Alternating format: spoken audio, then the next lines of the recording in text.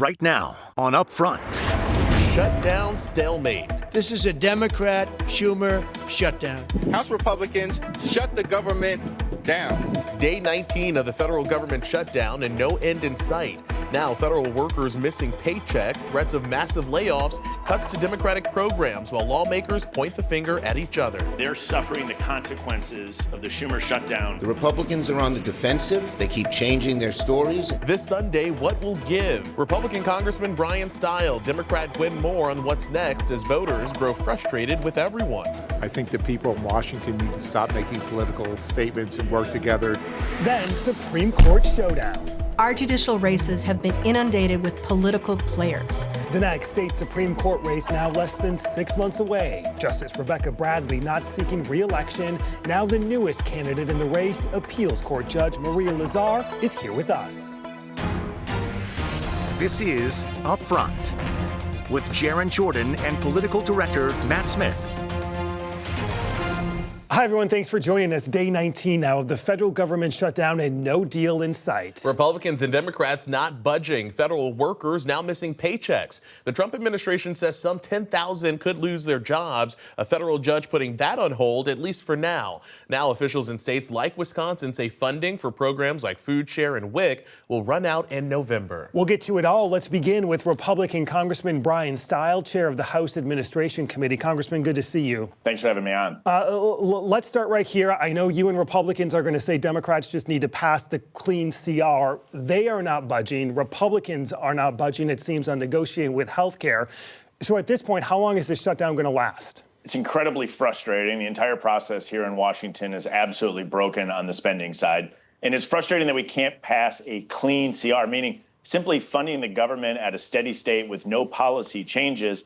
And the consequences of the Democratic action in the Senate continues to build. You referenced two important programs, but also pay for our military while we were able to utilize extraordinary measures to make sure that they were paid just days ago. The next paycheck is in jeopardy. And so the answer to this is to fund the government, pass the clean CR, and then allow the negotiations for fiscal year 26 appropriations, as well as other policy priorities to be finalized. Congressman, the director of the OMB, the Office of Management and Budget, said this past week that some 10,000 federal workers could lose their jobs if the administration is allowed to go through with these federal firings. Do you support that move? The administration is in a very difficult position. Congress has failed to move forward the spending due to Chuck Schumer and Democrats in the Senate, and they're left with incredibly difficult decisions.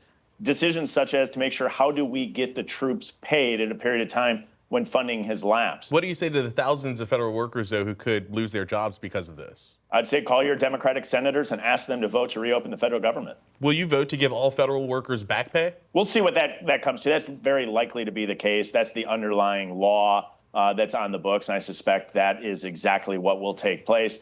I mean, the potential firing of up to 10,000 workers, that's unusual in a shutdown scenario. I don't know that there's anything usual in a shutdown. There's been very few of them over the years. It's frustrating that we're in this position to begin with. Of course, there's well over 1 million federal employees outside of the military. I think there's opportunities for efficiencies to be created inside our federal government workforce. That said, the best way to do this is through a thoughtful, structured process while the government's open. Senator Thune this past week said that he would guarantee Democrats a vote on the Affordable Care Act subsidies if the government is reopened. You're close to the Speaker. Is that guarantee there in the House as well?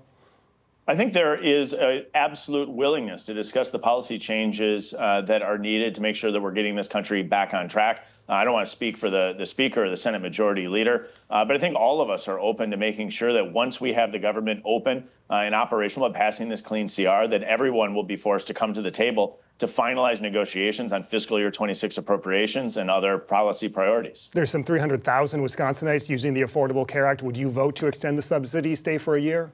We know that those enhanced subsidies that go to insurance companies are ripe with waste, fraud, and abuse as they were extended. At a minimum, there need to be significant changes to that program to root out waste, fraud, and abuse. all part of the conversation that we should be having in Washington rather than fighting over this clean CR. So you're a maybe if that came to the floor? Well, I'd like to see the final bill text. What I would note is the Democrat-passed language that we're currently living under is ripe with waste, fraud, and abuse. There's a number of studies showing how this program is being abused to the detriment of those that truly need the assistance. And so I think we have an opportunity, at a minimum, to make significant reforms in the program.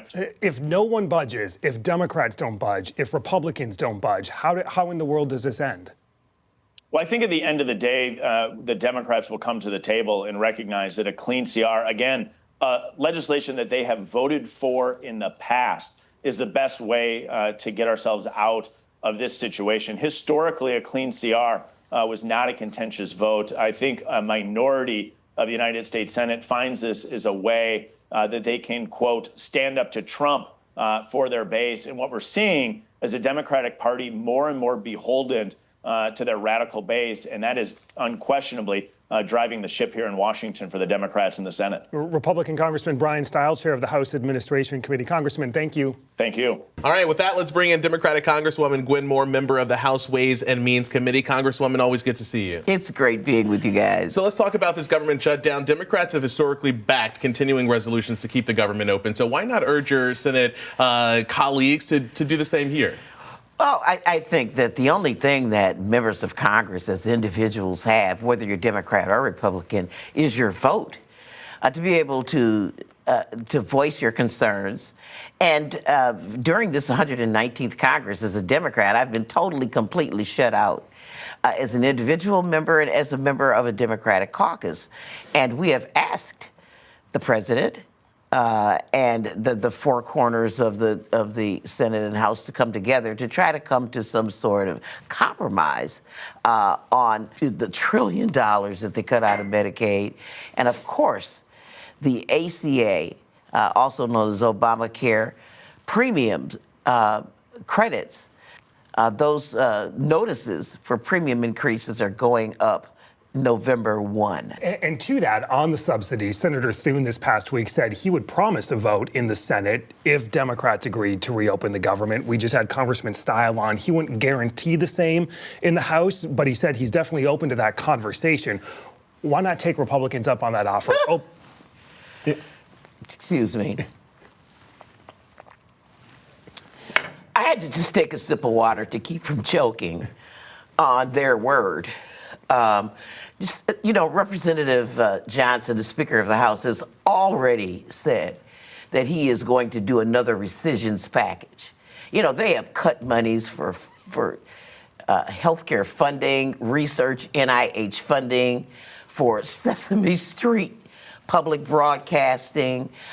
They've destroyed the State Department, and they have promised that it's just as soon as we pass this continuing resolution, they're going to put through yet another rescissions package, which of course will not require 60 votes in the Senate, will not be subject to the filibuster.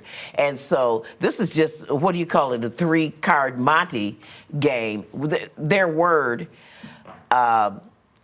we need it on paper. State officials have told us that food share benefits will run out in November, possibly impacting some 700,000 Wisconsinites. How long do you think Democrats are prepared to stand firm in this?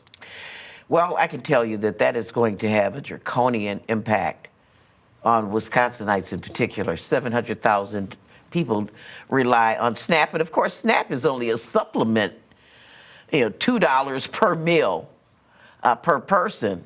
It's a supplement. With all those real-life impacts, so we're talking about how long Democrats will stand firm in their opposition of opening up the government, faced with those real-life consequences. I just dispute your characterization of it. When will Democrats decide to open it up? I think that Republicans have deliberately placed the things that we care most about, health care, food share, at the center of this debate, because they are determined. Why isn't the question, when are Republicans going to give up transferring huge amounts of wealth to multi-billionaires in lieu of feeding people through SNAP and taking care of people on health care? That's the question to ask. When are they going to acquiesce to the public sentiment that it's important that there's some sort of equity? Voters seem to be blaming both Democrats and Republicans for the shutdown. They're blaming everybody for the situation that we're in here. What if Democrats end up taking the brunt of this going into midterms next fall? Well, just, so far, this is what we're willing to do. There are Democrats calling for slashing public services, slashing NIH research, slashing SNAP. This is not something that Democrats are calling for. So I think that if Republicans want to use the shutdown as an excuse to bring the chainsaw and continuing to do it, it will become crystal clear to Americans who's doing this. Congresswoman Gwen Moore, a member of the House Ways and Means Committee, thanks for being here. We appreciate it. Thank you so much for having me. Coming up, the next battle for state Supreme Court. The election now less than 6 months out. The newest candidate in the race, Appeals Court Judge Maria Lazar, with us next.